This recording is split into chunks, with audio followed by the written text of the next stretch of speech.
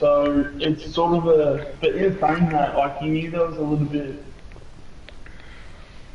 It wasn't like it came from a like spite or anything, but there was just a bit of like, oh my god, here we go again with this like bullshit from him sort of thing. If that makes any sense. Yeah, I'm streaming on YouTube now as well, so I stopped Okay. its Twitch stream and do on YouTube. Oh, one thing I like to know as well, like with the whole situation, is that where we where the politics of with Mick, was it worth, was he burnt out? Because I've heard, oh, No, I think that whole because once again Eddie started that whole conversation about how Nick had, like Mick had been past it and he was tired, he was old, he had family situations at the time and he needed to be with his family. I think that was just more Eddie just trying to justify the fact that Bucks was the right man for the business job. coach. And because it's one of those things like Moldhouse never really like questioned Eddie on it. And I don't know if that was just he just wanted to keep the peace or um, I mean maybe Eddie wasn't lying, but I think over the last 12 months we can definitely sort of put it to whenever Eddie does talk, he may not necessarily lie, but just because he doesn't lie doesn't mean he always tells the truth. If that Yeah, makes any sense. yeah, So, 100%. I mean, hell, like, Moldhouse could have had some family issues going on. But He if could he's, have health issues as well, like he was fatigued. Because according to what Caroline Wilson was saying, is that Malthouse was fatigued, he was burnt out, Collingwood felt like he needed time off, and it's like, okay, well, I can accept that, because if that's the case, like, he's been there for so long, he's been the coach for so long. And when he took over, he yeah. took over at a time where we were down. And I think that was a good appointment to get Mick Moldhouse. I really do. Because at Oh, it that was point, fantastic. He will go down as one of the best coaches of all time. And that's a fantastic achievement for him. Yeah, I just think that the way that he went out, I think he definitely had another few more years left. I mean, it was even more evident the fact that he coached again and he coached Carlton. Um, I reckon he could have easily gone for another 5, 6 years at least. Um, maybe roughly when it's 20 years into. I reckon Moldhouse could have gone maybe when it's in his 20s last year, maybe, possibly. Um, but in saying that, like 21 in what, 2016? yeah, that was So his what's that, another last five year. years? Like in those 5 years, how many premierships do you think we could have won in that Oh, time with all those players? Like I reckon Eddie Sharp has at least another 2 more premierships. At least. Like you can't convince me otherwise. And then it's saying that too, all the issues we've had with like with the salary cap and everything going on in the future. How many players have we sort of missed the boat on when if we were ready to go in those circumstances that we could have like got a really good side. Um, like it's even comes down to when I mean, we had what Cameron of like 2 years ago wanted to go to a club and he chose Geelong. You had Tom Lynch wanted to go to a club and he chose Richmond. I mean, all those guys. I think from memory, and correct me if I'm wrong, but both of those guys were Collingwood supporters. So I'm not 100% sure on that. Hey, Tom. I definitely know at least one of those players are. But I think both of them are, but I'm not sure. But I would say that at least one of them are Collingwood supporter. I think Cameron is a Collingwood supporter, and I think It's Tom Lynch is, but I'm not sure. I think the one thing that is that we don't say no to some of these players, like to overpay. Yeah. That I think that's the issue. Hi, Shannon. Um, One of the things I think too is that yeah, we definitely need to get a backbone, and we definitely need to. Because I think that was the other thing too, is that you know with Eddie saying yeah, we need to do this, we need to do that. Uh, we need to have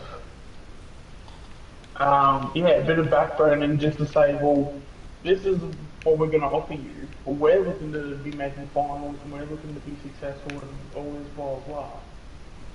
This is the contract we are giving you. Unless if you can give us other reasons for us to pay you higher, this is it. And then on top of that too, if we pay you at this price, we can then go get players like Tom Lynch, Cameron, you know, all these guys. So I think you got to just sort of just lay out the plans and say this is what the future looks like. Are you buying in or are you buying out? oh, 100%. And I think that's where we need to sort of like Toe the line a little bit. yeah be doing like that's where the conversations need to go.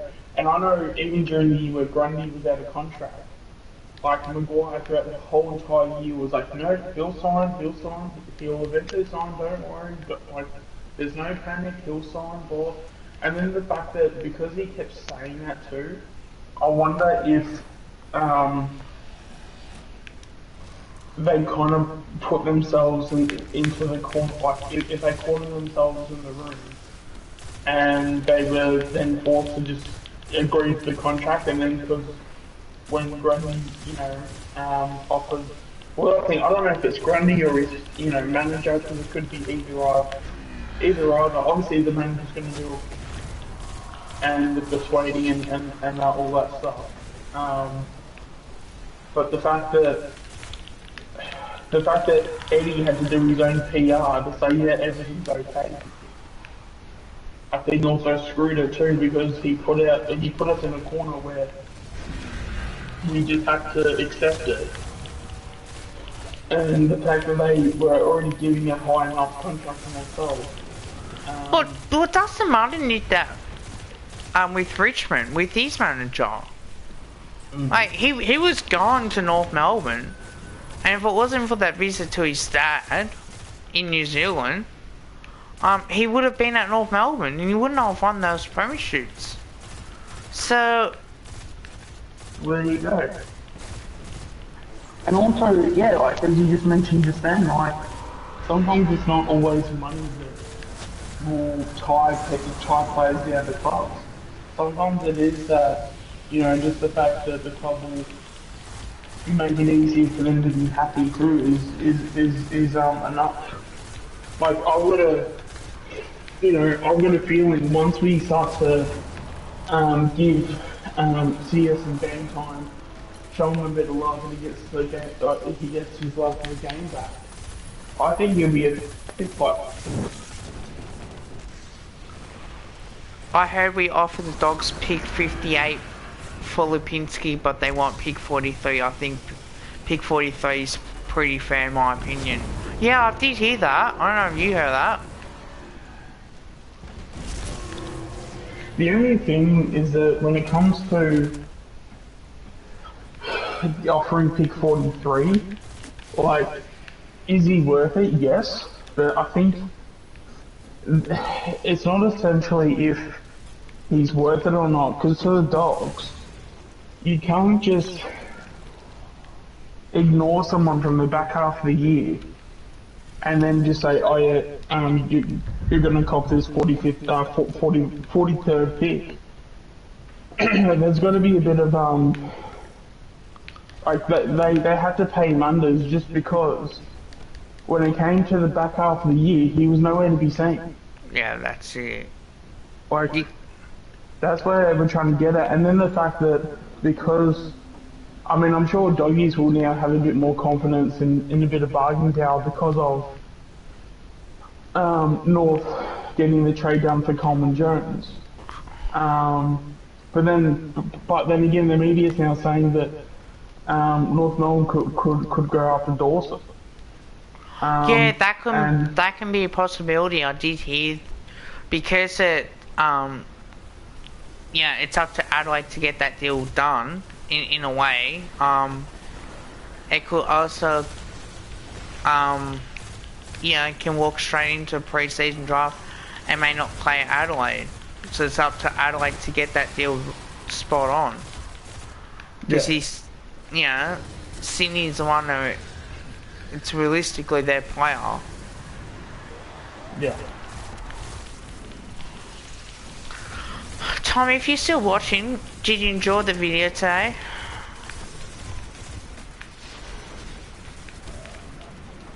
Because I certainly did enjoy doing that.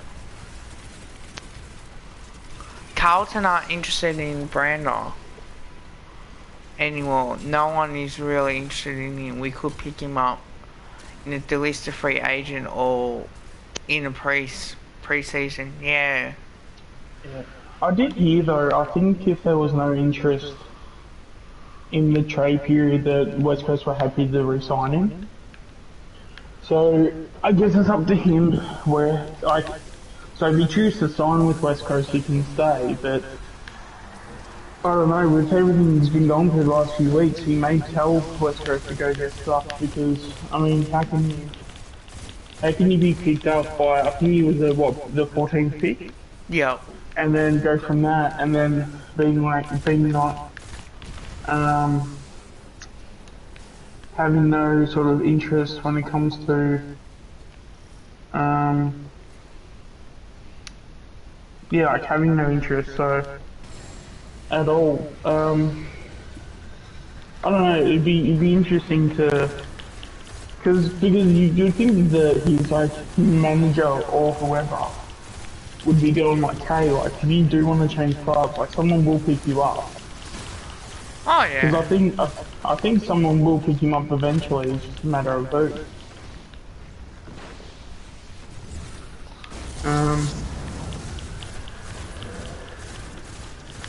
Yeah. As I said in the rumours today, because I heavily spoke about it, like. I'm really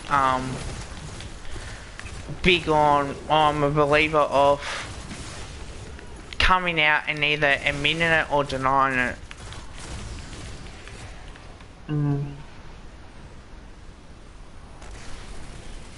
Yeah, I reckon the truth will come out eventually. It probably may take a couple more years. Yeah. But yeah, I've got a feeling that story won't stay quiet for long. Especially once things settle down, and once sort of we kind of move on from that whole, once we're say 3-4 years into being in an AFL world and AFL club with Dad Eddie, I think that's when that story probably comes out as best case scenario. Because I think as well, and look, I'm not picking on the guy because he's got mental health. I think we all do. I mean, that's definitely the thing that's it's the way that, like with these rumours, nobody's came out and said it.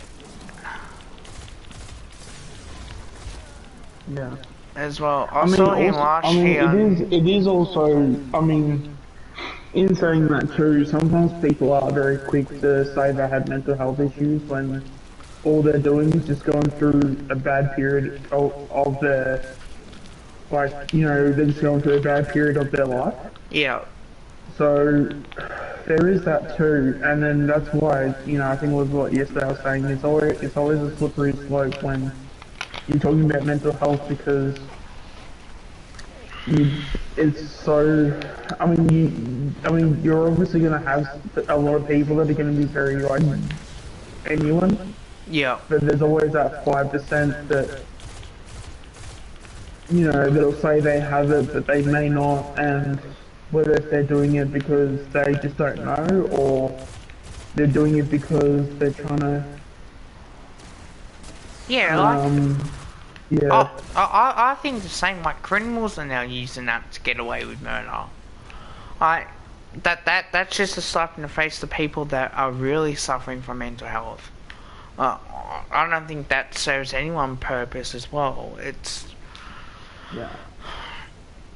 and Yeah. if Yeah, people gonna come out and say, "Oh, that was being an asshole," you know, you're treating it like a joke. I say, no, I'm definitely not treating it as a joke. I'm just more concerned and more worried of why didn't if this happened back then, why didn't anyone come out and admit that and say, yeah, you know, this has happened.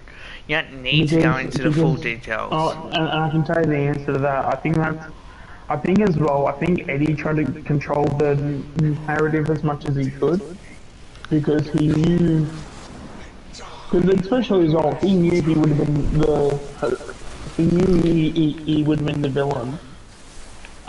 So he tried to make sure if it ever did get out, that he would then be able to spin it in a sense where Collingwood wouldn't be into any trouble and then his character wouldn't be diminished as well. Yeah. So, yeah. It's just so disappointing that does happen. Like, just come out and be honest. Like, we're not gonna be mad about it. It's like, oh shit. You know, you get your idiots I think out there. I think one of the things we need to make extremely clear is that Beams is probably not completely innocent, but in saying that, he's only had maybe 5%, maybe 10% of like, yeah, this is like somewhere between 5 to 10% his fault. So he's not completely innocent, but to say that he's, like, we're trying to say that he's had the majority of everything, like, he's been the mastermind, been like this mastermind behind this whole thing. I think is, you know, not true either. So it's like we need to sort of like give a bit of context in a sense where, in a sense, like he did ended up agreeing to all these things. So he's not completely innocent, but to say that he's Yeah, like, that's why I blame Eddie in this as well.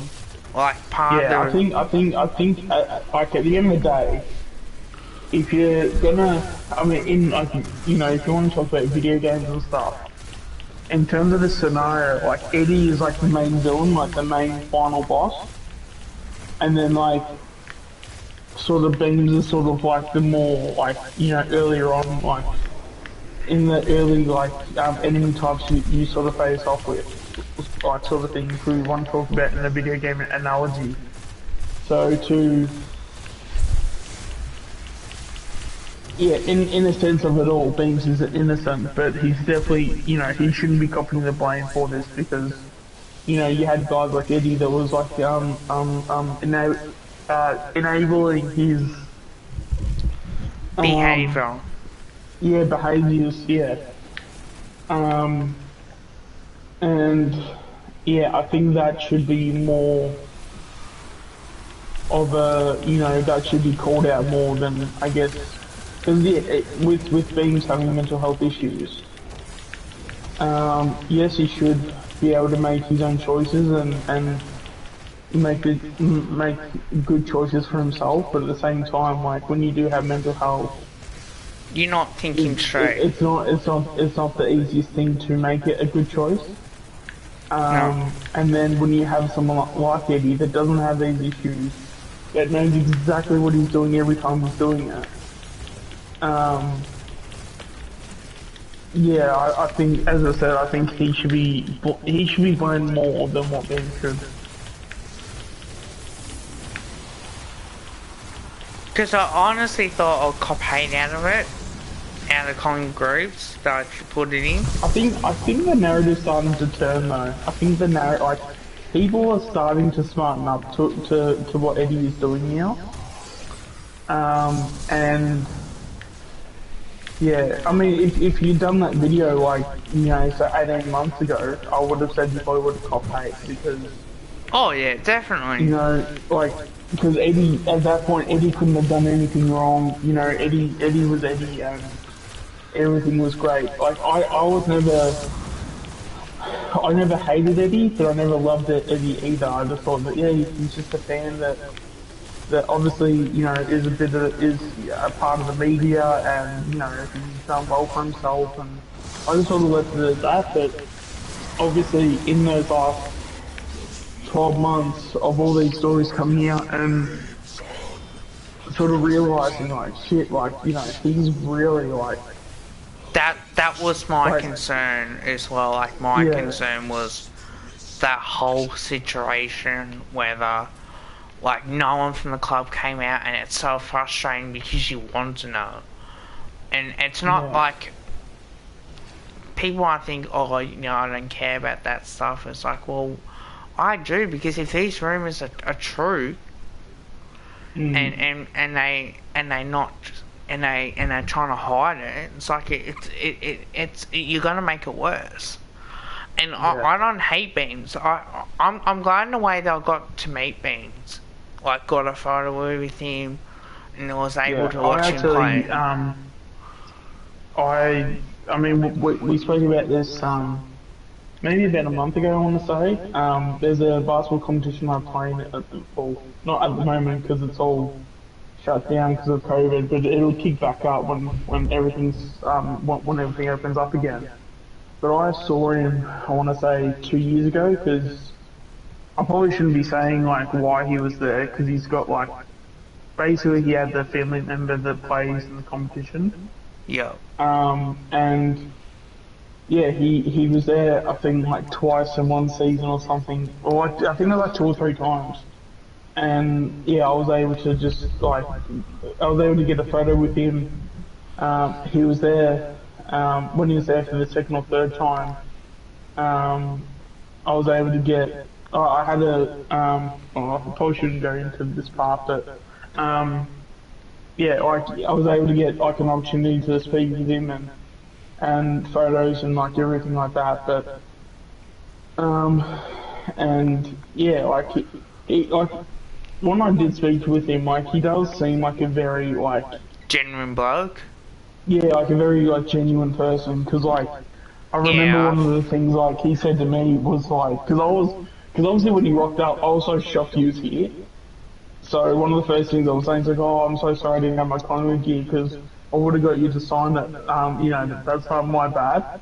And he basically just said to me, he's like, dude, don't worry, you're in a basketball environment. I'd be a lot more weirded out if you were wearing Collingwood top over your basketball top. It's all good. So, yeah, fair enough. I feel for Beans when he cops Yeah, abusing from online trolls, just like the 13-year-old did. Um, about the late father. Yeah, look, I do feel for Beams when he yeah. cops abuse. No one deserves it, and you know what? Yeah. There's plenty of people Well, it out was there. even with the troll that did wasn't there a troll that tried to give Taylor Adams shit? Yeah, that's And he was right. like, oh dude, you only had like 24 touches, you know. And then like whatever he said after that, I'm sure you can imagine what it would have been. But he had like something like 20 touches in a half or something. He had like 20 touches, 22 touches and a half. And then he had a couple early on in the third quarter, and then he went off because he was trying to It he was was injured. nursing like a hamstring. Yeah, he was like nursing a hamstring injury or something. It was like, dude, like to criticize any player at that point, like Taylor Adams was not one of them. Like that's where I think, even just as a society, we just need to be better at just like not being just pieces of shit because like especially and I mean we spoke about yesterday with what I copped on Facebook like How you know about that, always man? these people are actually out there. It's Ultimate just that we greatness. just need Yeah. to yeah we just need to um And that's why I had to yeah go with the guy for saying that as well. And you know, it just had to be said because it just frustrates me that people just Yeah. aren't careful. Like, don't call people spastic if you know what it is. Like, people do have disabilities and that can affect them. Yeah. And that's the thing too. I mean, like, people have called me a lot of names over the years. The majority of them are definitely not my first name. And yeah, like, it's just, I mean, I've been around long enough to, and I've got a fairly good, even though I, have my own sort of situations myself too, but I've got a fairly decent understanding, at least, willing to understand, when it comes to things like, like mental health and things like that. So, and when I do comments like that, like one of my first thoughts is, oh, okay, this is coming from a person that's obviously, he wasn't aggressive, but like, you just know he was just, like, you knew his intentions was he was just trying to be an asshole. Yeah. But like, with people like that, where if you actually look into it, they're actually hurting a lot more than what they're trying to hurt you, sort of thing. So there's a lot. I don't know. There's probably a lot of compassion that over the years I've probably felt for people than probably anything else.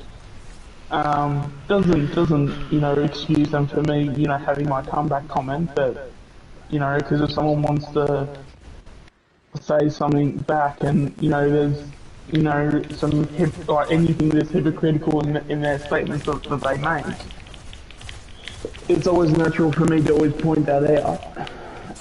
That's just how I've always been, but in saying that too, I mean, I never try and fight their fire with my fire. It's always No. like a, if they're wanting to do their stuff, then yeah, you might get a little bit of the receipt back. But it's only like whatever they've thrown back at me, and but only at like half the pace. If that makes any sense. Yeah, I'm talking just ultimate greatness, Devon. Yeah, like I've been called four eyes. I've been called a retard plenty of times. It's just like I learned how to get used to it. Like, it's just people's opinions out there, and Yeah. just to be honest, like, it doesn't bother me now. But saying that particular word, like, you're gonna cause, like, it can upset for people who've got family members who do have a disability, and it's like, oh shit, like, whoops. Mm. Yeah, for sure. I mean, at the end of the day, too, you'd be surprised how many families are out there that don't have anybody to have a disability. So the ratios of people being ignorant to it is a lot more than what you actually think. Like with I guess my family and stuff, I'm the only one that has a disability in the family. Yeah, same So here. as a kid growing up, there was always a uncle or auntie nearby that wasn't too far away from saying, "Oh, all you need to do is, discipline him and whack him a couple times, and the kid will be alright." Which is obviously, not the best way to go about things. And I think as a society, we've somewhat been able to parent kids better, and not have those sort of like thoughts, because physical abuse shouldn't be a resort to. I think giving a kid a Um, smack occasionally, I think, does make them realise, not to do it again. But I think there's a point too. You can't just go on abusing kids as well. Like, that ain't on. yeah, I just wanted to quickly mention. Yeah, so the channel is called Ultimate Greatness, and it's got about 75 subs. So if you sub to it, it should be 76. And if you have subbed, thank you so much for that too. And yeah, there should be more content coming soon as well. We'll just make sure to check though, just to clarify for him or not. Yeah, Yeah, that's you all, man. subbed. Yeah, I'm on 76 now. Alright, all good. But yeah, like it comes to like, yeah, at the end of the day, understanding what each situation is probably extremely important when it comes to moving forward.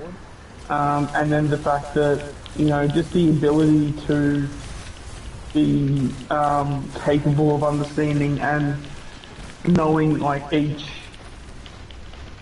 situation may be like it may not be as complex as what you think, but it may not be as simple as you think as well. So having those like differings of mindsets to like go into things, like you Oh know, yeah. like I've had like footy games um where I've got a friend of mine that I play footy with, and like he's got um epilepsy.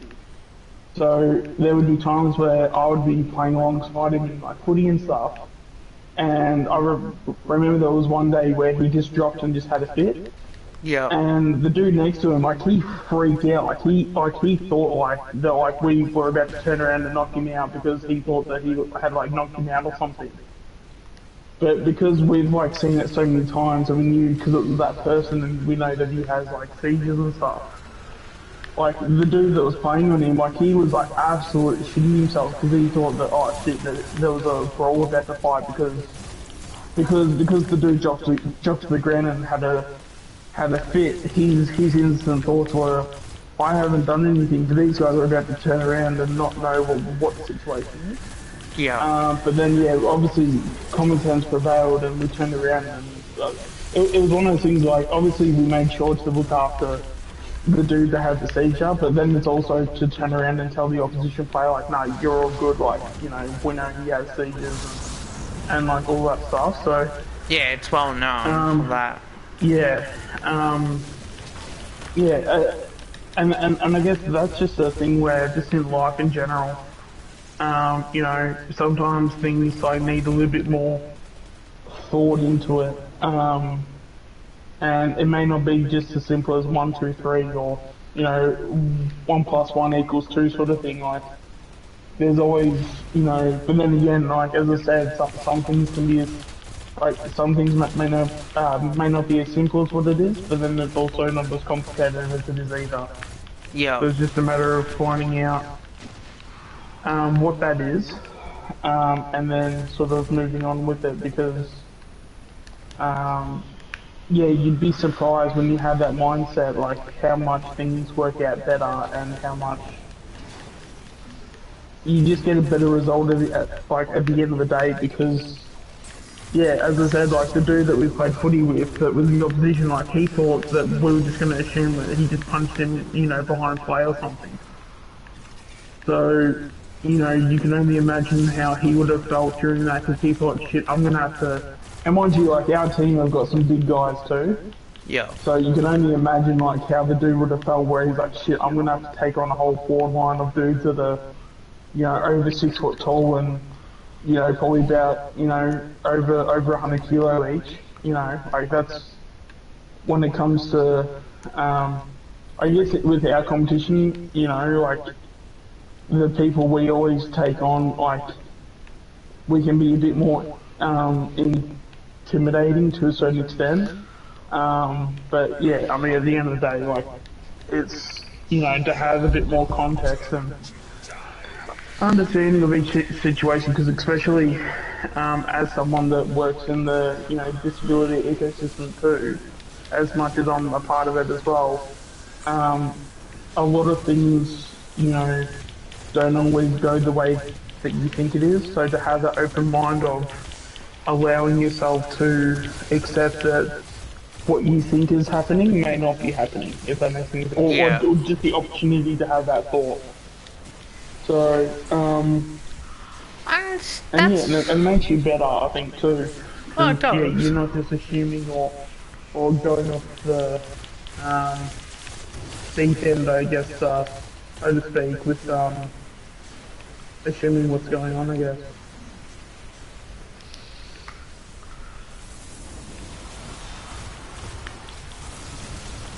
Yeah, like I totally agree as well. No, I'll definitely keep an eye on that video as well and see if there is any. If I do cop a fair bit of heat over it, but as what one of the guys has said, like it's a discussion, you know, it's something that. Yeah, I don't think anyone will call you out. I mean, especially as well, as I said, like you might have, there are probably a couple of casual supporters out there that might think different because they have that care and love for Eddie because they're casual enough to where they haven't read up on everything that we have read up on. But except for that, I think what your take is at the moment is probably the popular opinion anyway. So a lot of people are probably going to agree with you, and yeah, and like you didn't say anything that was like um, you know, that wasn't backed by anything. Everything was backed by, you know, a pretty, you know, reasonable sort of opinion with the information that you do have. So, no, I thought the video was fine. I did have the draft. All I knew was like a few picks, and then I think of first round or third round, whatever what we got. Yeah, But I'm pretty sure it was like like we gave out 2 first rounders, and I think it was we got Beans in the 3rd round back. I think it was.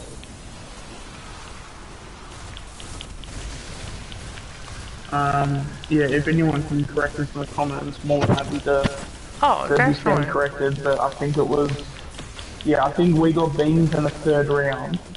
Whether it's current or future, probably doesn't matter. But yeah, it was Beans in the 3rd round, and then we traded out 2 first round picks. I'm pretty sure that was what the deal was. And people are saying, you know, we shouldn't have gotten beans at all. It's like, yeah, you know, I tend to agree. Like, I'm glad I did got a photo with him. I got to meet him and that. But I think if I put that aside, like, even my own ego can admit to it that we fucked up big time with that. And it's just like, well, yeah, you're not going to get everything perfect. Like, I 100% agree. I think in hindsight, now you think, oh yeah, that was a good deal, blah blah blah. But I think as well, like now you look back after a couple of years. If he played, it would have been different. But then, like, he wanted to try and get his footy back, and I can understand why we did what we did. But in a way, I think if he felt uncomfortable playing footy again, I would have just retired at Brisbane and let him get paid out. That's what I would have done. Or take mental health break and then. Yeah, especially considering the like, especially considering the arse you pointed him to, like 2 first round picks, like for someone to give away 2 first round picks, like they have to, like basically, like a perfect example, like 2 first round picks is for a 24-year-old version of Trelaw. Like the fact that we gave 2 first round picks for Trelaw, he was worth that because he was always in our top 5 in terms of being in our best and fairest, like every year that he was here. And then that was even in some years where he was injured as well too. So, and you know, I mean personally, I wouldn't criticise someone too much for, you know, being injured, especially with the output that Trelaw was having. But at the same time, like that's where like if you're going to be giving away 2 first round picks, like there should be like no doubt that this person's going to be in your top 5 best and fairest like every year, and for at least like half a decade. Like otherwise, like it just wouldn't be worth like 2 first round picks. In fact, even maybe half a decade is probably not even enough. Maybe 8 to 10 years. Yeah. But yeah, no, someone like Chilwell for me, I thought was great value in, getting him.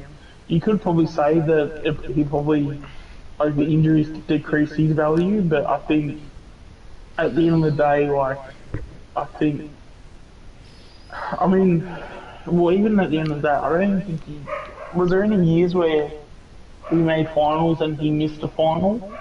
Because I know there was one year where he was injured and he was like sort of, He played 2018, 2019 finals. In 2020 he played as well. yeah. Because there was a year he went into it. It could have been 2018 where he was sort of like touch and go. Like he was like at the very like Oh, for sure. yeah, there was definitely one year. I can't remember which one it was, but there was one year where he was like very touch and go when he was going to make finals.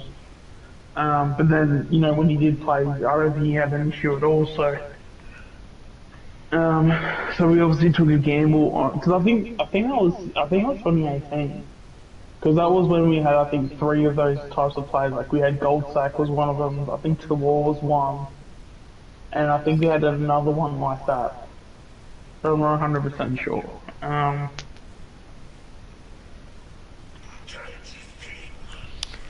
Because realistically, that money that we paid. Don't know if you heard about the part where I said, you save hundreds and thousands of dollars and you can get a kid in, and you'd rather get a pick and a kid in for less that price than getting someone like Beans who's like old enough, and then that the mental health issue, that the stuff that he's gone through with family. You'd rather not waste that much money, as harsh as it is. I think the fact getting him in from an ideas perspective, and in the sense of the way he plays his footy, it was the player. If he played that type of footy, that was the player we were missing.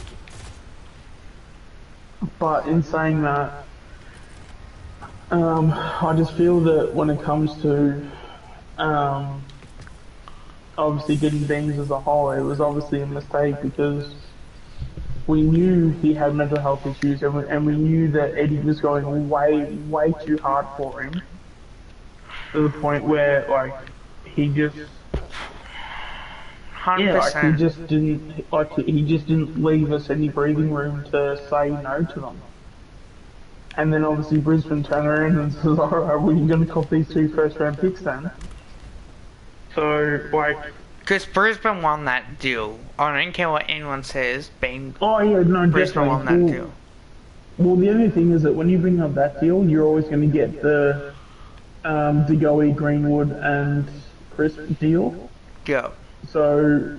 in a sense, if you put both of those deals together, I think it becomes even at that point. Yeah. Because the first time around we screwed over. I should have mentioned that. I should have mentioned it. I didn't. I completely forgot. But I admit that we did get even. Beams used Collingwood to get back to Melbourne. Yeah, he did. 100%. And that's something that we cannot forget as supporters. That doesn't make me want to hate Beams more. I love him. Because I respect him as a player and what he's like. As I said, like he's a premiership player for us. So like I'm grateful for that. But there are a lot of stuff that for me that just bamboozled me about that. Where he said that he loved Brisbane and he wanted to stay at Brisbane, and then all of a sudden he just wanted out. And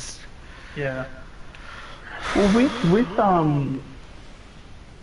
with Beams, did he ever play a full season? Because I feel like he did, and then it was the year.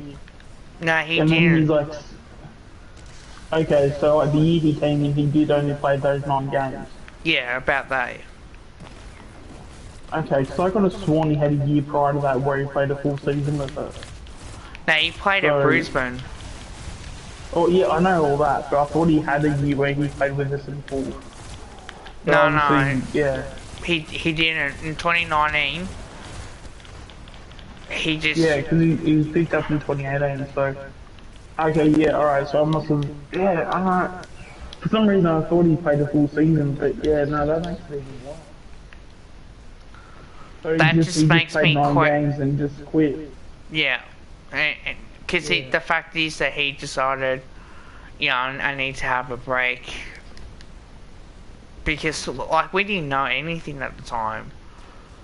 See, the only thing that we heard was that he's left because of mental health, and then you hear rumours about Eddie and all the rest, that Beans had a gambling debt, and that's when these rumours Yeah. came up. Because I mean, there has been other players that have been having rumours too. Like there was, I think, at one point where I think the solo was going through something, and then they tried to use that as like a, you know, they tried to say he had mental health issues. I didn't hear But there anything was about that. Shit. Hi, yeah, I Graz. think, well, I could be wrong, but I think I remember seeing something about like, and again, like, so I don't want to be wrong in this, but like, so if I am wrong, like, just obviously don't take my word for it, but I think there was like a rumor where he he had been going through like a drug addiction or something, or like, Whoa. and they tried to pass it off as like mental health. It was something along those lines. Like he wasn't. There was something where he wasn't having a good time or something. Whether it was, I want to say it was a drug addiction, but I don't think he gets it at this point. And the club tried to pass it off as, oh yeah, he's just not playing because he's got mental health issues at the moment. Because that was when Fasola had his last year, and then they traded him off to Carlton. But apparently, yeah, he was like, yeah, he was going through like a drug addiction. I mean, I mean, maybe if Tom can back me up in it, if he's heard anything similar, but I could have sworn that there was like a rumor out there where when Fasolo had a bit of a break because of mental health reasons, there was another rumor saying that he had like he was having like a drug addiction at the time. Yeah, I think... Oh, mate, doesn't surprise me these days. It's... I don't know about the Harry one though. Like that one just because like isn't he in like LA doing his own thing? Like why would he come out and basically say all these things? Because like I've got a lot of respect for Harry. Because you know like I think once you win a premiership with the team, especially like an AFL premiership, like I don't think. I mean, there are definitely like players I may not like in the side. You know, when you hear them like talk about certain things, but like, I mean, even the Harry stuff, like, and you know, and we've come out to be, you know, we had the better report and everything that got confirmed in that. I've heard stuff about Harry O'Brien. Apparently he allowed that to happen, and he didn't even say a word. Like he just laughed it off. He didn't actually say anything to the coach about it. Okay, because I know well, Simon Buckley came out and tried to call him out on it. But then in saying that too, like, when you're at that age, like, you're just trying to, like, fit in as well too. So, like, I could honestly see that going either way. G'day, mate. Yeah, so because, like, when you're trying to make a name for yourself, all you want to do is get games and to be a regular part in the AFL side, so you kind of... you kind of just, at that point, you kind of just want to toe the line and like sort of not, you don't want to be like burning any bridges or, you don't want to be rocking the boat, so to speak. So even though he may have, say, essentially, like he didn't have an issue with it, but that could have just that could have just been him being young as well, and whether it was him being young and ignorant or young and just, as I said, trying to toe the line, that's that's also a hard thing to know as well too. Like which one is it?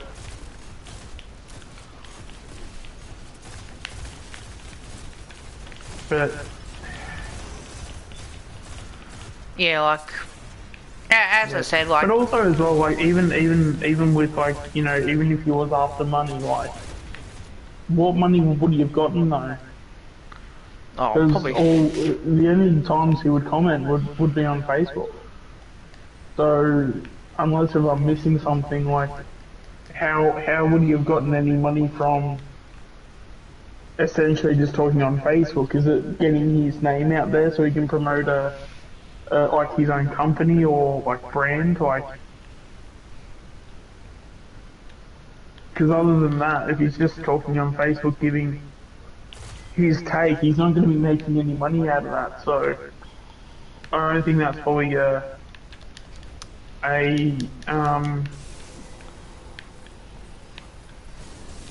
yeah, I don't think that might be a thing where that's, I guess, his intent to go and get money, because if that was the intent, he didn't do a very good job at it.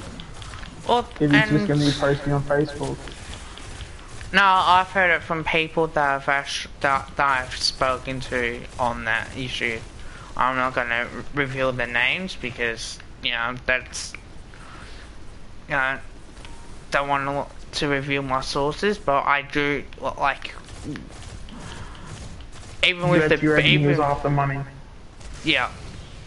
Oh, for sure. Okay. I reckon for Is it, sure. but like,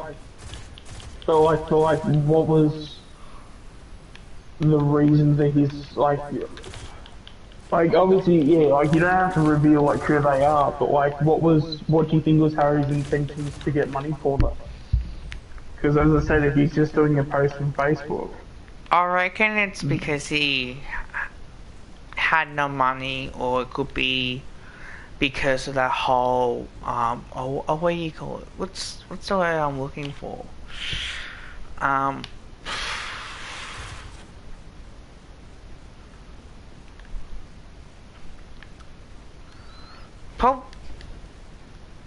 probably trying to cause me drama. I reckon that's. but it seems like it would be like really weird timing with it all though, because that was like in the beginnings of like the better report. So obviously with that, like I mean, it could have very easily been him just trying to come out and just give his side of the story with some of the things that. I would be angry if he didn't want that, and someone from the club had that, I tried stopping it, but they kept going on. But if you allowed it for so many times, I'm sorry, you don't deserve any sympathy. That's the way I read it in a way. Like, you can try and stop it, people aren't going to. It's just like, well, what's the point? Like, people are just going to be arseholes about it.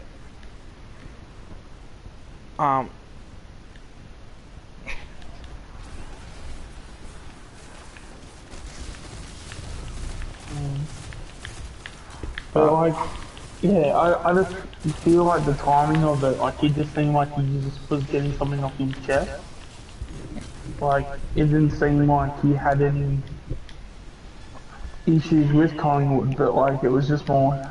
I think I could be wrong because like I didn't look too much into it, like into this stuff, but it just seemed like because like a lot of people can have the notion of like, you know, whenever there are reports of, you know, um, certain things in like courts and stuff, and then, you know, certain people come out and say, oh, this is what's happened to me, and then people go, oh, well, how come you didn't bring it up when it originally happened? And sometimes it is just a bit of because they've been like, you know, intimidated to bring it out. They probably thought that if they were to bring it out, they would just be they'll just cop abuse online or on social medias or things like that. So it's actually just because someone starts to speak on their trauma doesn't necessarily mean that they don't have any trauma or Yeah, they so haven't that's experienced it. certain trauma. It, So, it also came from a player as well, one of the Premiership players. yeah. Because even, I think even Cracker came out and said that he experienced some racism, like, inside of Collingwood as well too. And I think if people also remember as well, I think he left in what, 2013? And the No, year that he left, like, he 2018. didn't, what's that? 2018, because he was with us for a while. Andrew Cracker. Oh, and yeah, he played in 2013.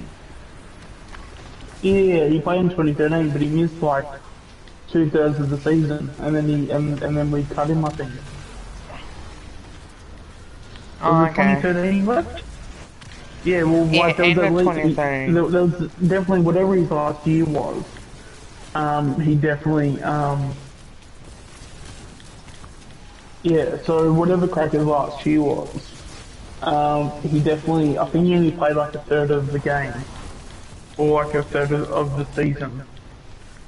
And then he kind of left, and now that he came out, however long it was ago, 6 months ago, let's just say, and yeah, he came out and said that that he had experienced some like, you know, racism and stuff. So um, No, look, yeah, I'm all for players coming out and speaking of it. It's the ones that really piss me off the most that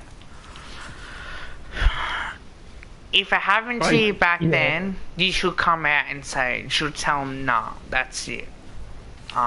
Look, he's a Premiership but that's the player. thing though. Like, I think that's the other thing that you could also put it down to is that they could have been intimidated by like Eddie.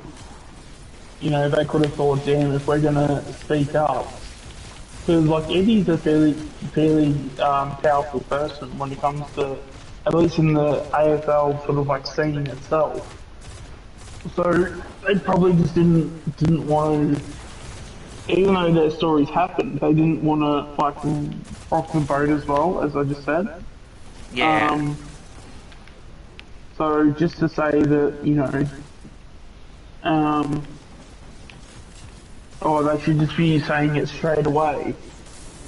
Sometimes there are other things that play in that, because even when I don't know if I should, how far I should be going into this, but like when it comes to like the legal system and stuff, it's not always the people that are speaking the truth always win cases. Yeah. So it's normally, and then if you have enough money and you have enough people that know people to where you can have connections, you'd be surprised how quickly you can turn something around to your favour. Oh, yeah. Oof. But, no, look, I just want to get that video out there. I was going to do reviews and I thought, I was talking to myself about it and I thought, no, look, while I'm at it, I might as well just get it over and done with. And because, like, as members, like, we don't know. And if that's the reason for the whole EGM, well, that's all on Eddie as well. Yeah.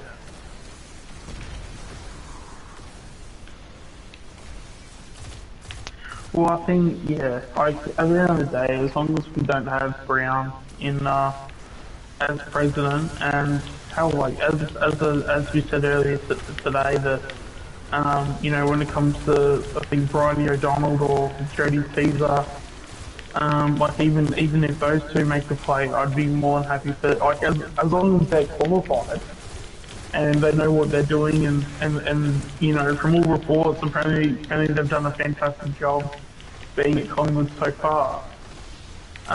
You know, I wouldn't even mind them having a crack at it too. So, um, Oh, 100%. yeah, it's just a it's just a matter of picking the right person and then just going from there.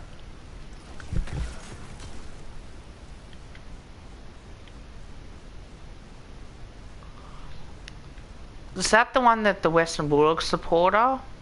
Yes, and Ossipy fans. Shame on those. Oh, 6 people in the chat. Yeah, I agree. Paul Lucuria will make. Yeah, well that's the great thing. Like, precedent. oh, I mean, the reason why Jody Caesar and Bridie O'Donnell are also mentioned, just because they're more of the people like those are the types that could become president, but they aren't spoken about as much as some like a Paul Lucuria. Even though I would love I would love Paul Lucuria to be, you know, president, because I think in terms of his like business skills and just his people skills as well, and his ability, like the fact that he came onto this Swoop stream and just came out and said like, hey, um, we've been arrogant all this time. We need to start changing our mood and we need to start having a bit more of a, you know, humble pie sort of thing. Oh, I should have asked him. Yeah, I should have asked him. Yeah. Those rumors about Beams, were they true in a sense? Because you hear them on Facebook, and yet the club at the time didn't come out and either deny or admit. And I think one thing like I'm big on as well is like you always want to come out and say, no, look, this is ridiculous. At least that way, because there's a lot of stuff said about Paul Lucuria that weren't true. Yeah. And it's But just I think, but also as well, when you have Lucuria on, especially as well because Swoop had him on as well too, a question like that, it was probably not best to say at least for his first time, like, coming on. Because you just never know how he could have reacted. And if he reacted in the bad way to where he never, you know, in a sense, like, wanted to come back, then, you know, Swoops then lost that opportunity to talk to Paul Lucuria for another time. And I mean, like, we could have another scenario where he could come back on soon, like, we just don't know, but, unfortunately, it's just going to be one of those things where we're just going to have to accept that we're not going to fully know the answer. But it's obviously, I mean, it's going to be impossible to not, consider what could have happened. But I think that's where we just need to sort of, understand that, could they be true? Yeah, they could, but it's not worth bringing it up to someone like Paul, who's obviously given his time to, you know, talk to the fans, when, like, we should be encouraging that and not sort of like, oh, here's all these, like, really hard questions and here's these questions that, you know, potentially could also get you in a bit of shit regardless which way you answer it to. So... yeah, I think... yeah, I mean, like, if you ever see him, like, say, at, like, a VFL game or something, maybe in private you can potentially have the conversation with him, but I think that's about as far as it goes. Yeah, and that doesn't have to be recorded as well. Like, it can be just on a normal conversations. Like, mate, off the record, mate, you don't have to answer if you don't want to. But, you know, just curious on what you mean by being arrogant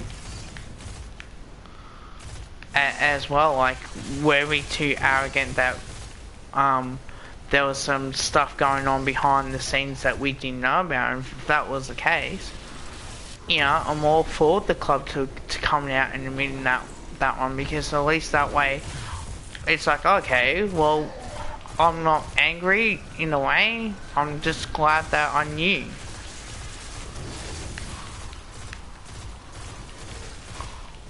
Yeah, for sure. Because I'm pretty sure we all want to know. Yeah, we do, but there just needs to be a way where it gets told, if that makes any sense. Yeah. And Because if it's... And if he said, oh, how come you didn't ask her? It's just like, oh, I didn't want to upset you, didn't want to get you into trouble. That's what I could always say. Which is fair enough, like, you don't want to get people into trouble, especially. Because now, this day technology, I think that's why you should be honest with the fans. Yeah, but unfortunately, as much as we want to... I don't think in it...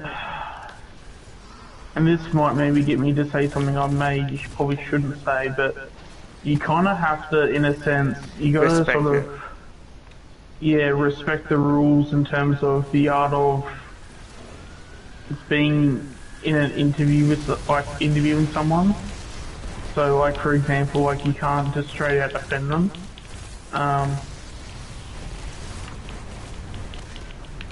So, yeah, you just can't just go out and just...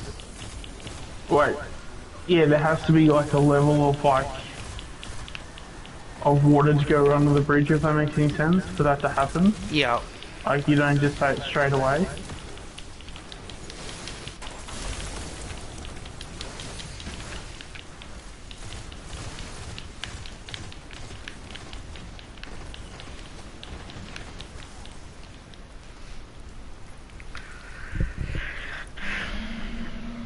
Christian Holgate is a candidate to replace Gil as CEO. Okay. And that's why I love having this discussion with you, Sean, and people that are Collingwood supporters, because at least with that way, like, we know what's going on, and I think it's just... It's what, you know, we all want one thing, and that is premierships. We want to be successful. Yep. Yeah, like, if you're not driving yourself forward to be as successful as you can be, then, you know, what's the point of having or being a part of the AFL system? So, I can definitely relate to that. And it's not designed to hurt anyone. It's designed to have a say. It's designed to, okay, well, as fans, we don't always agree with, oh yeah, this player was that, we should not have got him. I think the players that we got in that football club, I thought they were good for us. Yeah. Like Paul Meadows, he was a really good player for us. Leon Davis. Yeah, definitely.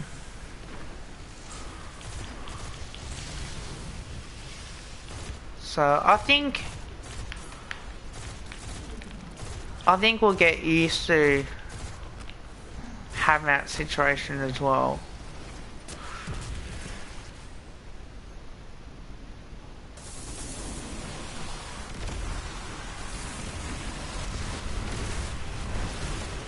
Oh, 100% he would have re-signed Eddie. Tom asked a good question, and Sean, do you reckon Buckley would have re-signed Buckley if he didn't? Eddie would have re-signed Buckley. Yeah. Oh, in a heartbeat. Yeah. Definitely in a heartbeat. Yeah. Yeah. No, he would have found some way to discuss it through a PR sort of way, and the supporters would have ate it up, and yeah, we would have gone through. Yeah, like I think the thing that we need to treat this as that ever since Buckley arrived at the club was always bleeding out. It was just that once Um, once we, I guess, in a sense, um, stopped the bleeding was when we could finally heal, if that makes any sense. Yeah, I think. Um, the, as much as as much as we appreciated Bucks and as much as we liked Bucks and wanted Bucks to have success, but Eddie really screwed us over with assigning Bucks as coach in the first place. And I know that might be a bit of an unpopular opinion. No, I tend to agree. Um, I think he should have done it as assistant coach for a few years and then come back. Like as yeah. soon as he retired. But it was only but the only reason why Eddie did it was because he was scared that he would have lost Bucks. Like, Yeah, oh, anyway, like as a whole. 100%. Yeah, Because 100%. obviously Eddie spoke very highly of Bucks, or thought of Bucks very highly. So he thought that if he was going to go to a club, he would have coached that club for say 20 years like Moldhouse did, and you know they were going to miss out on Bucks. But I can tell you now, if Bucks actually went to North Melbourne, he would have. I would have been shocked if it was more for there for longer than half a decade, and that's saying something. So, and then even then, worst case scenario, if Bucks was there for say half a decade, Mick probably only had about 6 years left anyway. So by the time he was done at North, he would have just come straight back into Collingwood. Would have been the assistant coach again, and we would have went through the same sort of process. And then also after that too, we could have actually taken our time with also getting Bucks as coach. Because it's a lesser attractive option for teams to go get coaches that have already coached. Yep. Unless if they're like really sort of like, unless if you're like a Moldhouse, if you've gone to a club and you failed as a coach, it's so hard to get a second job as a coach in the AFL. Oh yeah, 100%. So I feel like we should have just gone. We should have just said to Bucks, all right, head over to North. It sucks, but we can, but we definitely understand. I think Buckley would have will join Fox Footy. I heard a rumour that he was going to Richmond as an assistant coach. Yeah, I've heard that too.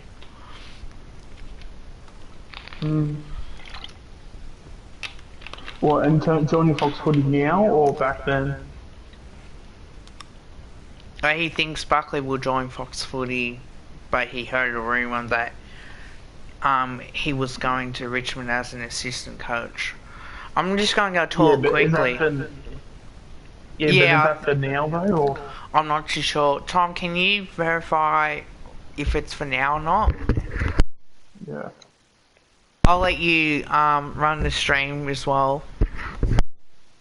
Alright, all good. Yeah, if there's any more questions in the chat you want to ask, fire them away. Happy to answer any questions, and yeah, if not, we can just chill in the stream until Kev gets back.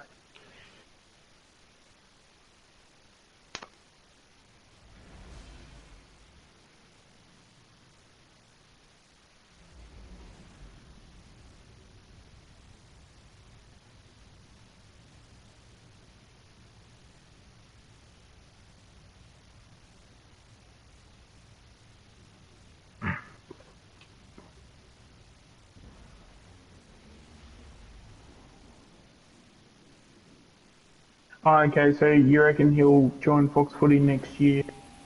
Well, I know in between, there was at one point where he was a part of the media.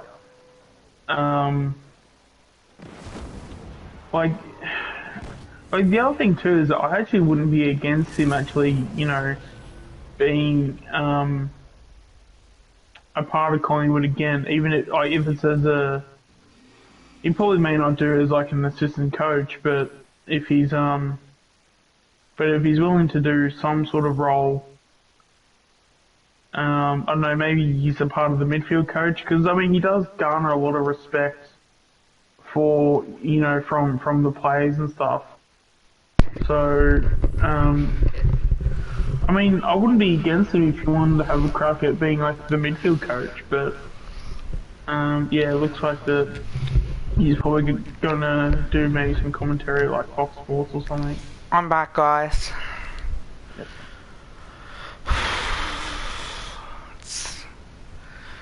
So yeah, look, you know, I'm not gonna lose sleep out of that video today.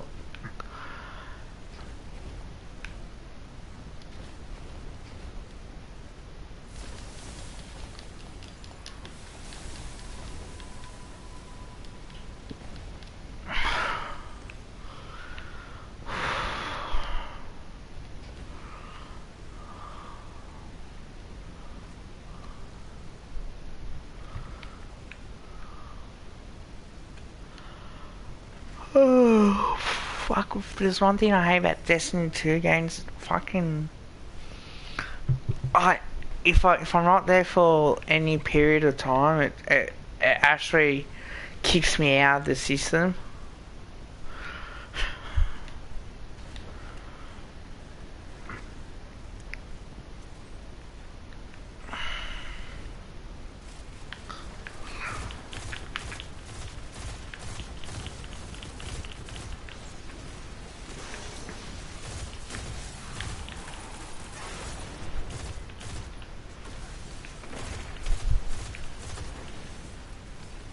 No, fair enough.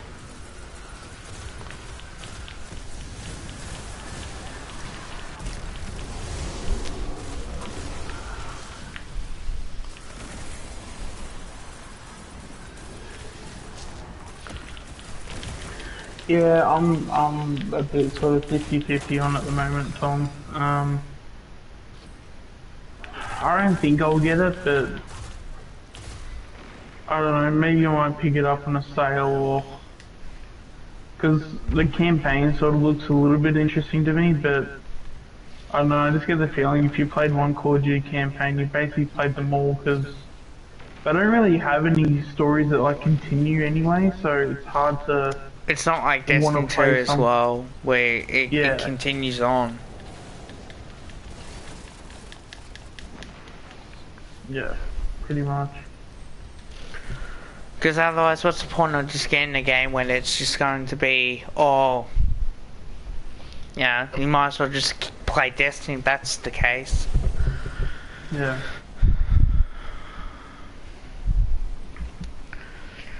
So, yeah,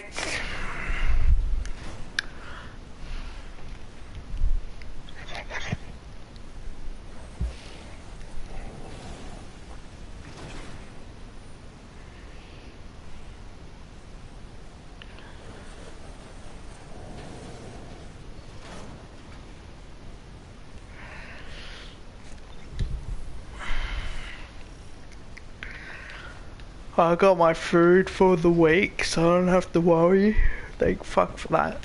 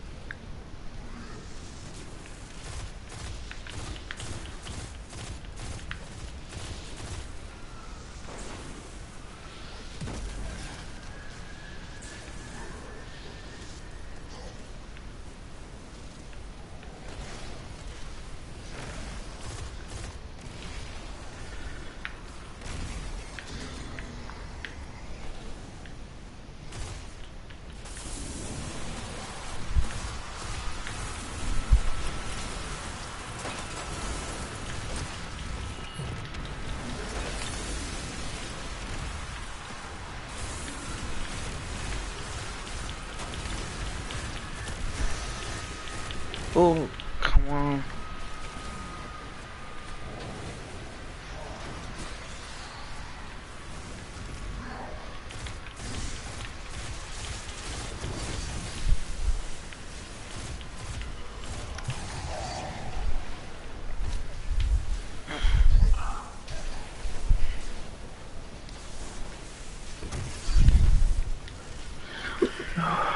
I mean, I've actually got Far Cry 6 myself. Haven't played enough to have a full opinion on it though. But I have heard it's basically, if you've ever played the Ubisoft game, it's pretty much the same thing. So if you like that sort of formula, you'll be good. You'll be all good to go. But if you've ever been tired by the formula and what Ubisoft does as a company, then you'll still be annoyed and frustrated with what they've done with Far Cry.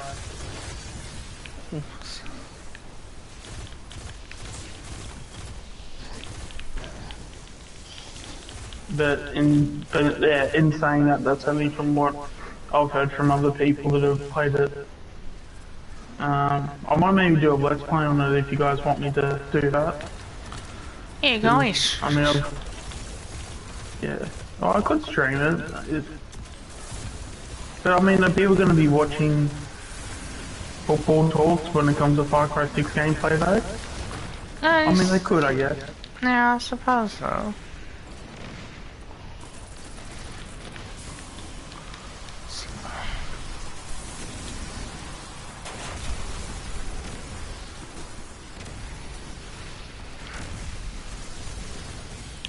I mean, yeah, if that's what you guys want on the channel and stuff, I could do some recordings of it and do a let's play.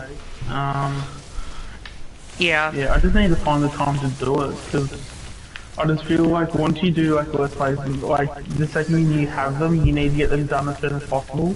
Yeah. So like the longer you take, the shorter chance you then have to then make views on it. Oh, Destiny's a long... I've noticed that, like, Destiny 2 is one of the longest streams to do. Yeah. Well, that's why I think sometimes, like, I see, like, a lot of Let's Play creators, a lot of them do avoid games like that, where if they're too long, like, I mean, some have played, like, The Witcher 3, because they were originally going to play The Witcher 3 anyway, but yeah, there are some that are just like too long, so you don't want to put in the effort. Because also as well, the other thing too is that if it doesn't work well, it's so hard to like 100%. then build up.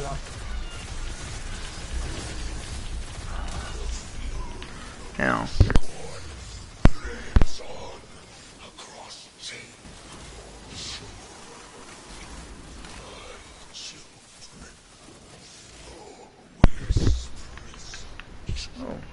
Because then there's even other creators, and I think what most creators will do with Far Cry 6 is that they'll play all the story missions, but then when they're off screen, they'll go do all the side missions. Yeah. So they kind of like for the viewer, it's like not too bad.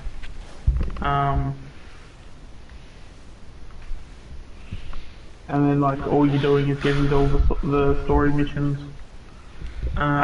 When you're watching their content, it's only story missions. 100%. It still hasn't changed.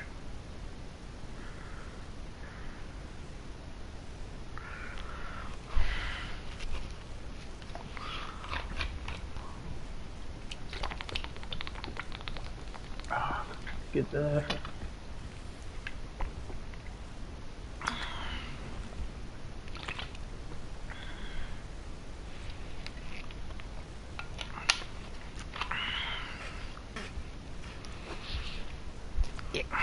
Yeah, to be honest guys, I want to try and do more Destiny 2 stuff, only because there's a lot more I can do than playing AVO Evolution 2.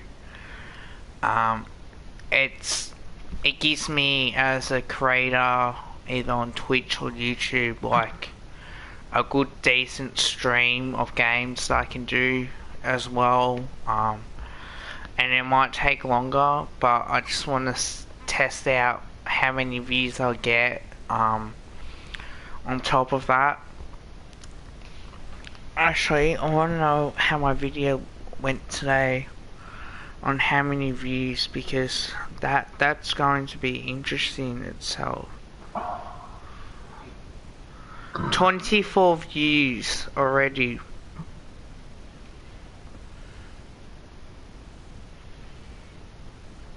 Oh wow. And how many hours? 3 hours ago, at least?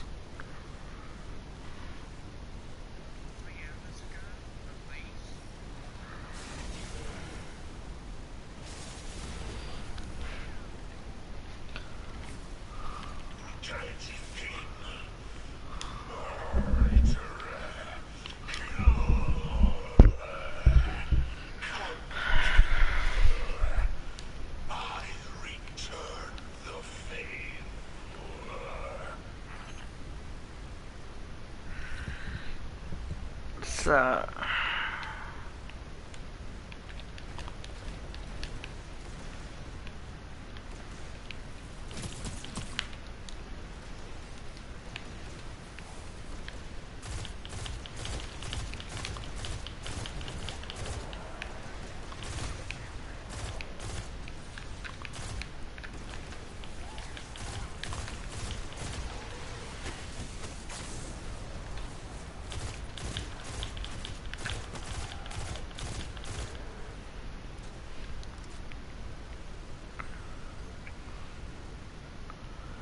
So, an hour and 26 plus what, an hour, so that's like over an hour, that's 2 hours of streaming. In just that one day.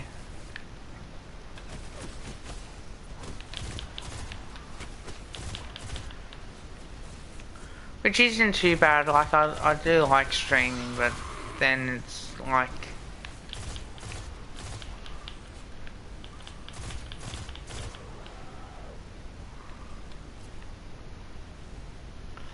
If you haven't, please like the stream, means the world to me. Please follow Ultimate Greatness on his YouTube channel, makes some great content. Shout out to him.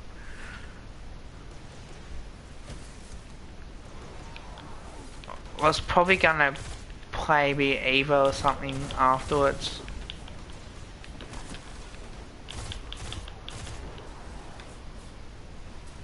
Mm.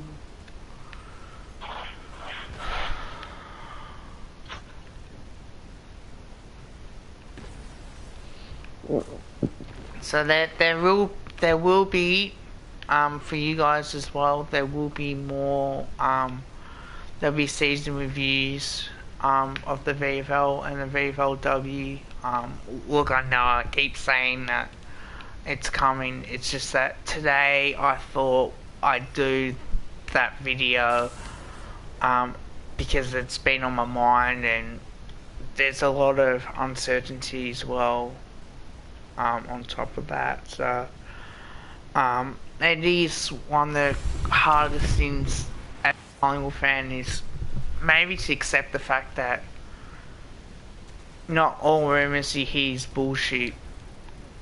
Yeah, you're not smart enough up about it and realise that, hey, you know, if it wasn't true, Beams and that would have come out and say no, that it wasn't true. So I think as a fan base, we just got to get used to it.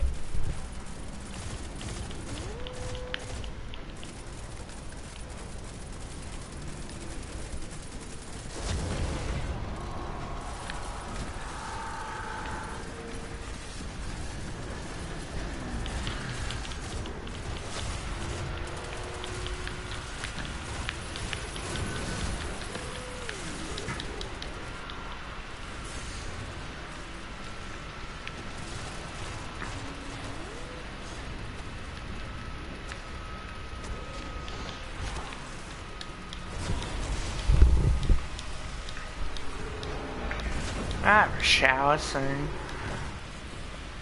Probably should be doing this until about 8 o'clock.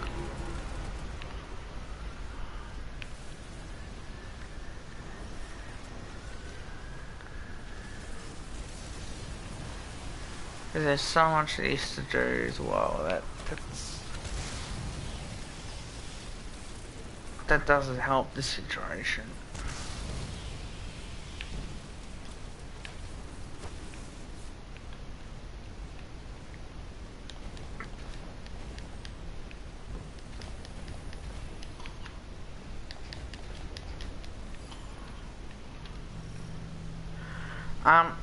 Make sure that you guys do share the videos to your friends and family as well.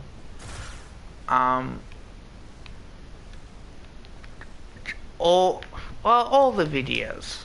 Yeah, I appreciate. I do appreciate that, because at least that way, the more people that Collingwood supporters get involved, I think the better it is. And making YouTube videos, it just helps me as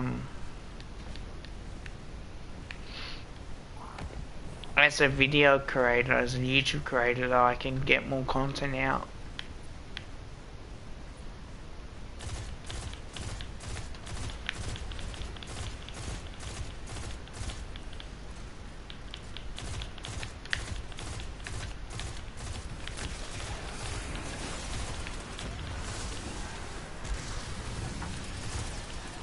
Nah, fair enough, man.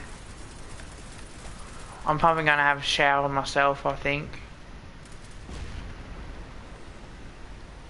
Once I finish this part, I will definitely end the stream and go and have a shower. Yeah. If you want, I could even probably take over after dinner as well too. If you want to, yeah.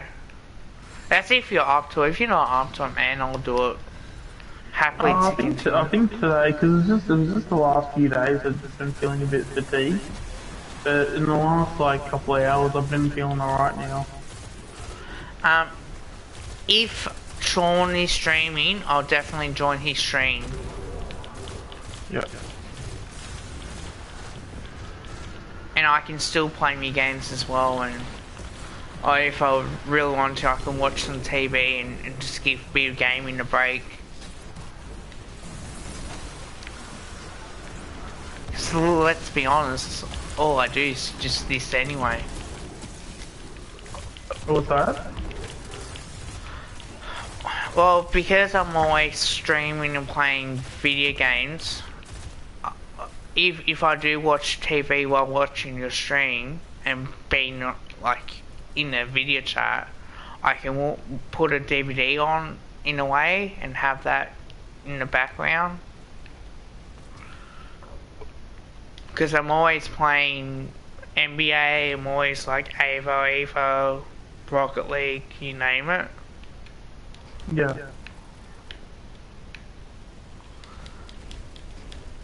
But, nah man, thank you for everything that you done, mate. I appreciate you. Even having this conversation was streaming on Twitch, I think that has to be said.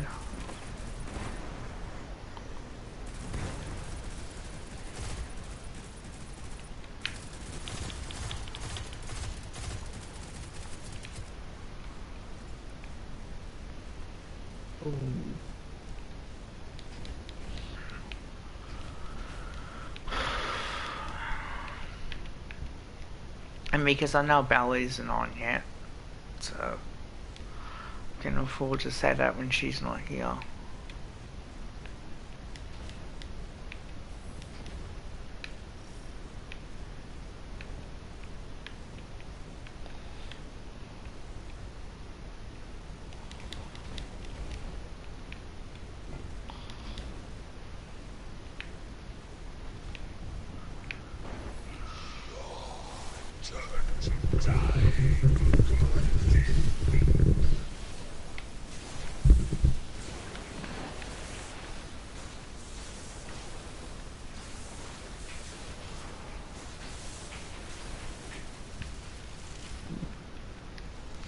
Oh, hello.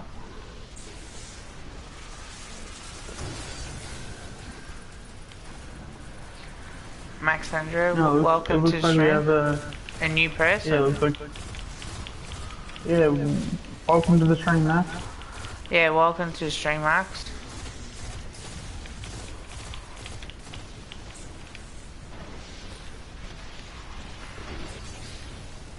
If you haven't, check out Ultimate Greatness YouTube channel. Also, don't forget to subscribe to him. Don't forget to subscribe to me as well. And please like the stream. Please share it around.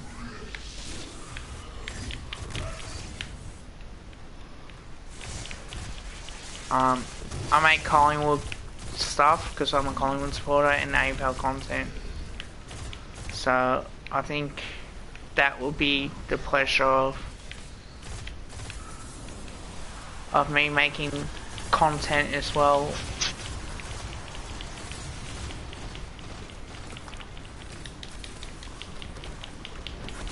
Oh, I died. Sweet.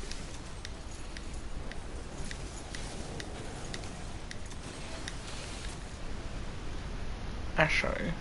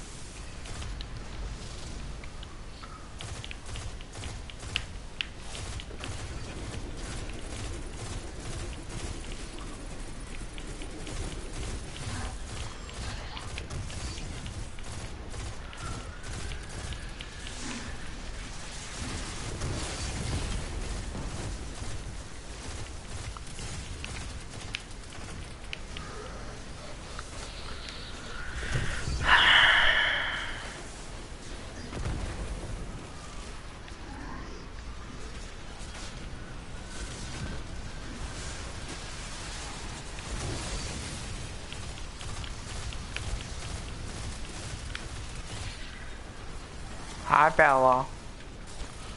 Speaking of the devil.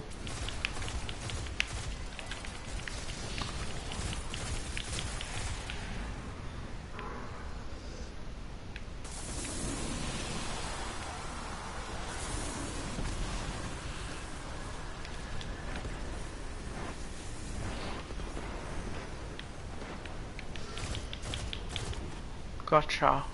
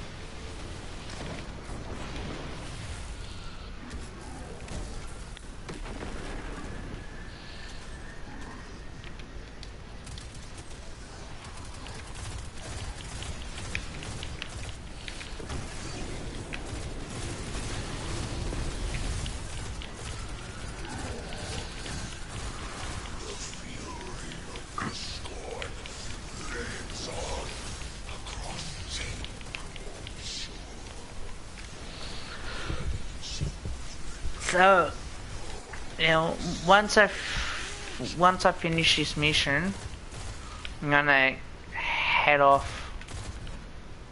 Right. Which is just about finished, so I'll just go and collect some stuff. Yeah, otherwise this takes too long, and I want to have a shower at least a decent time.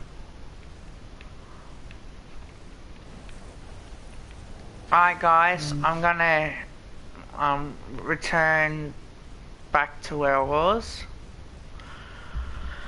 thank you for watching.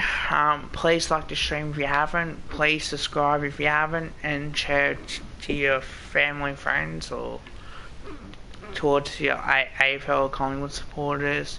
Also check out Ultimate Greatness as well. Appreciate the support. Like, comment, and subscribe, and share to his videos as well. And until then, bye for now. I will be back. If Sean is streaming, I'll definitely jump on. I may not stream myself, because that way we might be taking off viewers from each other. But until then, we can always just co-stream, like that's fine too. yeah. But yeah, but also as well, like even if it is a thing to just, you know, just to give yourself a break too, I'm happy to do that. Yeah, either way. Honestly, I better check on how many people like the stream. There's only 2 in the chat.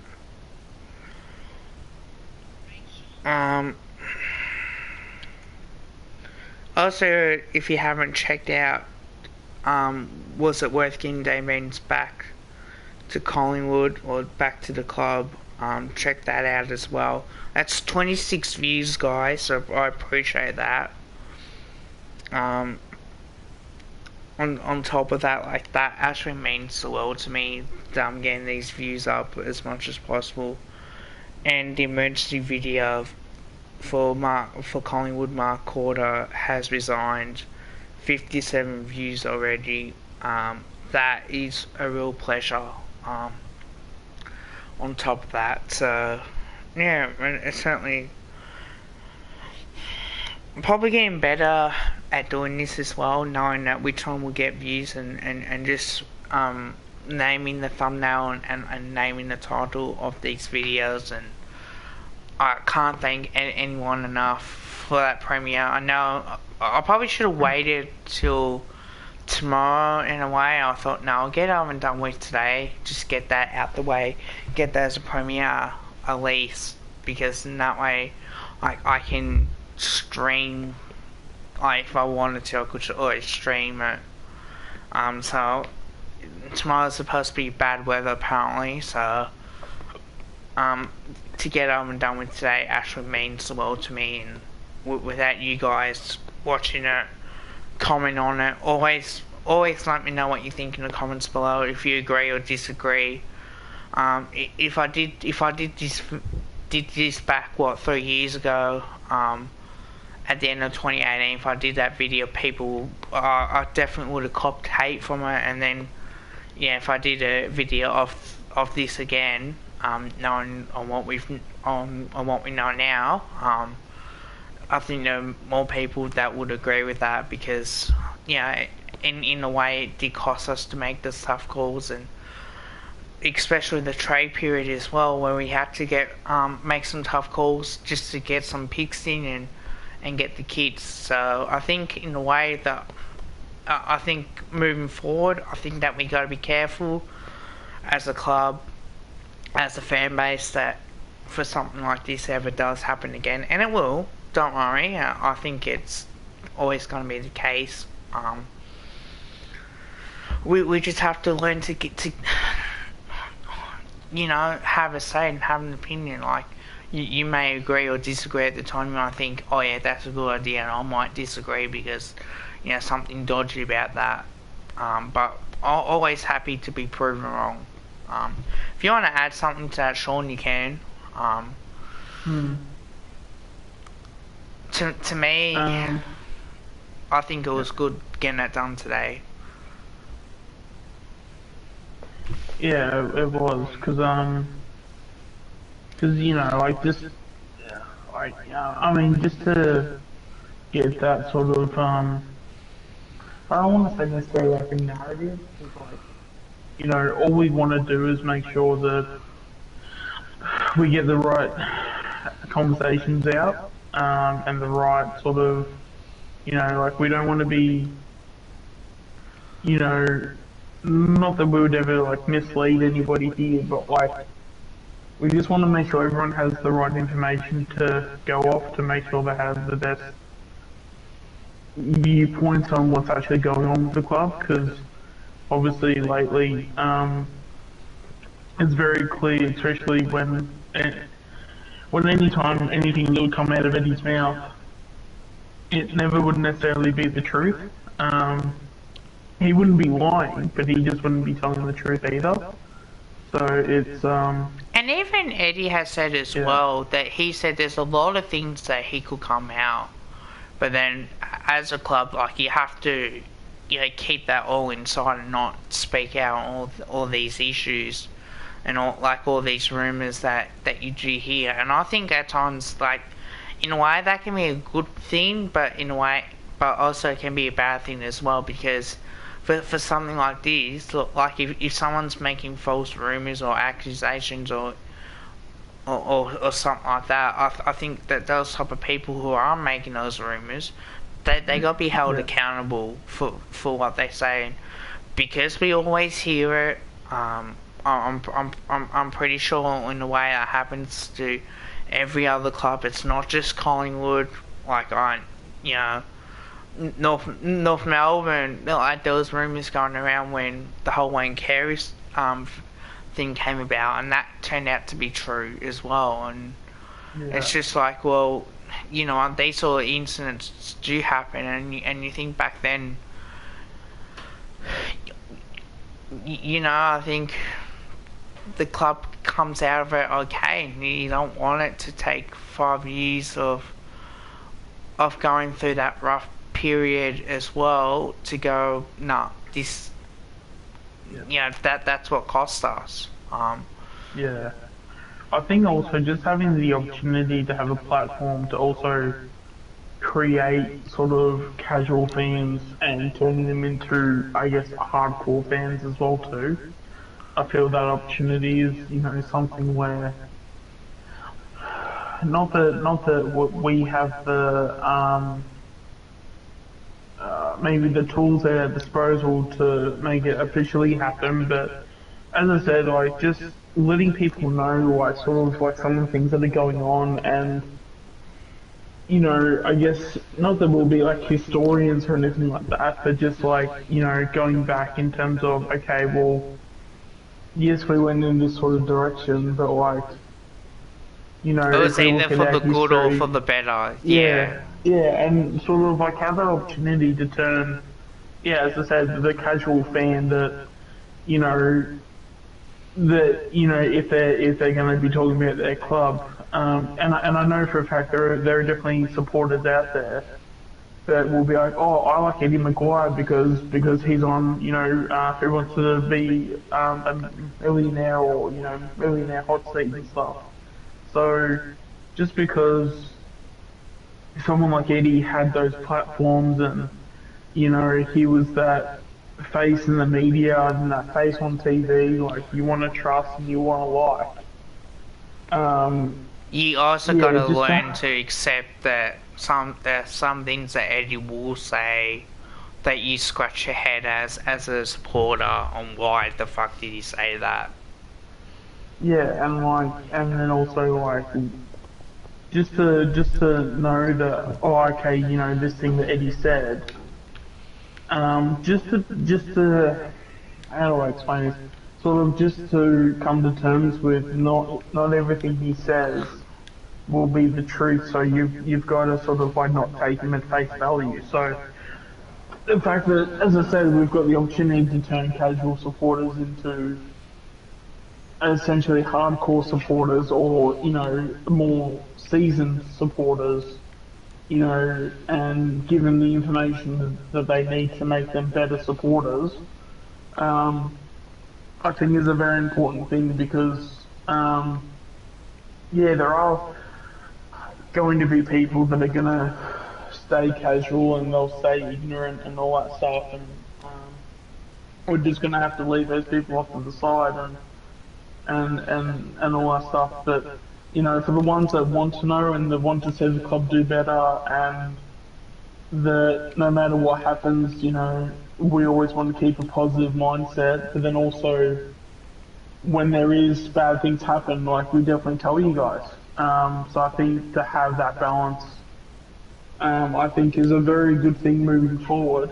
Um, and yeah, just trying to find that right balance between obviously being respectful of the club because we obviously love the club, but then also not shying away from saying, okay, well, when the club handled this, yes, this wasn't the best way, and they could have handled it better, or they could have done this to handle it better, things like that. And I think that's probably the next sort of integration when it comes to, I think, AFL content on YouTube and even just with like Collingwood stuff as well, because I feel like a lot of um, YouTubers from other supporters are starting to do the same thing.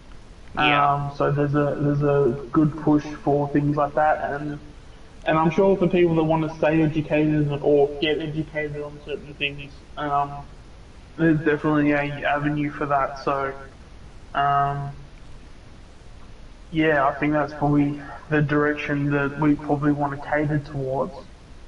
And yeah, let's just hope that whatever we do, we have a bit of success with it. And yeah, if it can help us with some, with people coming to the channel and stuff, and it makes our jobs a little bit easier in that sense. We can then help you guys out and being giving out the information and or the right information so then you guys can make your own thoughts without, the club trying to do a PR spin to, make things not as or make things seem not as bad as what they are when they kind of are, but obviously but then in that sense try to be as respectful because, we obviously love the club, so we're not going to just straight out slander people's names and things like that. No, and that's why I did that video today. On top of that, I wasn't trying to slander beans or anything like that. It's mainly Yeah, but it's having the fine line of like not trying to kiss the club's ass too much, but then also yeah, not going so far overboard that we're just abusing the club too. So having to find that line of in like that balance in between the middle. I think we're going to have a good time finding that, and then obviously educating the viewers that come to the channel, oh, and yeah, for those that definitely. want to be educated on Collingwood stuff. Yeah, I think that there's a good market for this, and yeah, we'll just see how it all goes. Alright guys, well that's the end. That's been a debrief on today's videos and just to explain the situation as well. And, I'm a strong believer of, when rumours like this come out, I think it's, you gotta talk to your supporters and actually, find out if it's true or not, because there's far too many times where we do see this stuff happens too often, and it's just like it is frustrating because no one says anything to either deny or admit it. Like, they're not always going to admit that they're on throw it. Like, yeah, like when rumours find out that when you hear that Heath Shaw and Alan Didak lied about the car accident and sort of things like that proves out to be true. So I think back then, we know the club's not squeaky clean.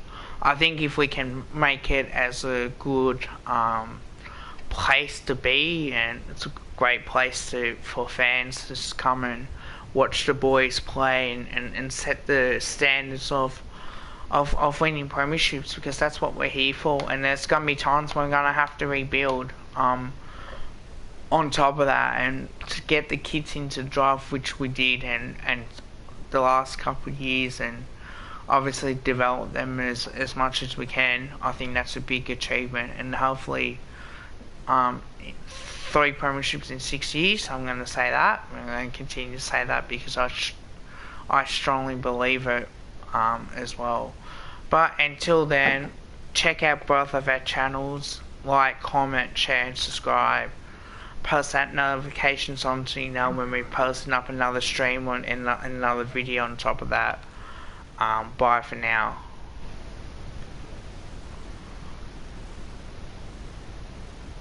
and Bella not meaning you.